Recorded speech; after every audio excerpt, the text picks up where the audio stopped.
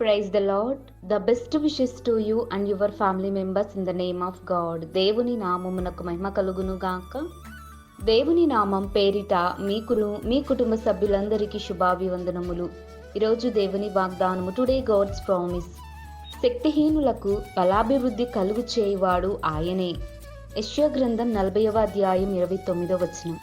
He is the one who gives strength to the weak. The book of Isaiah chapter 40 verses 29.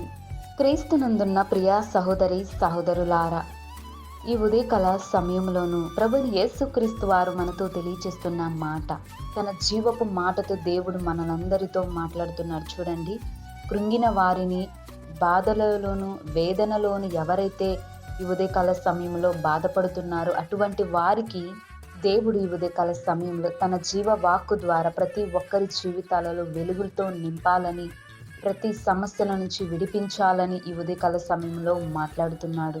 కనుక నీవు నేను మనమందరమును దేవుని యొక్క పరిశుద్ధాత్మ నామమున విశ్వాసం ఉంచి ఆయనకు ఎడతెగక ప్రార్థన చేస్తున్న ఎడల మన ప్రార్థన మన పరిస్థితులను మారుస్తుంది, మన స్థితిగతులను మారుస్తుంది. దేవుడు ఈ ఉదయకాల సమయంలో మాట్లాడుతున్నాడు కదా, శక్తి లేని వారికి బలాభివృద్ధిని కలుగు చేయువాడు నేనే అని యెషయా ప్రవక్త ద్వారా కూడా దేవుడు మాట్లాడుతున్నాడు. దేవుడు ప్రతి ఒక్కరికి తన శక్తి సామర్థ్యాలను ప్రతి ఒక్కరికి దయచేస్తాడు. ఆయన కరుణామయుడు, జాలి కలిగిన గొప్ప దేవుడండి. కనుక ప్రతి ఒక్కరూ ప్రభువునందు విశ్వాసమును, యథార్థత, పట్టుదల కలిగి ప్రార్థనలో ఏకీభవించి దేవుని పరిశుద్ధ ఆత్మను పొందుకొని అనుదినము ప్రభుని యేసుక్రీస్తునందు విశ్వాసం నుంచి ప్రార్థించే వ్యక్తులుగాను మనమందరమును కలిగి ఉండాలి. ఈ లోకంలో జీవిస్తున్న మనము అనేక సార్లు త్రొట్టిల్లిపోతూ ఉంటాం, విశ్వాస జీవితంలో పడిపోతూ ఉంటాం. అయినప్పటికీ దేవుని యందు విశ్వాసము కోల్పోకుండా ధైర్యము కలిగి, దేవుని యందు విశ్వాసము కలిగి మన హృదయాంతరంగాన్ని ఎరిగిన దేవుడు కనుక మన హృదయంలో ఉన్నటువంటి బాధను, వేదను తొలగించగలడు. ఆనందమును, సంతోషముతో మనలను నింపగల గొప్ప దేవుడై ఆయనే. శక్తిని, సామర్థ్యాలను దేవుడు మన జీవితాలలో కూడా తన బలాభివృద్ధి చేత మనలను అభివృద్ధి చేయగలడు, సహాయం దయచేయగలడు. ఎవరికీ లేని గొప్ప ధన్యత దేవుడు మనకును దయచేయగల సమర్థుడండి.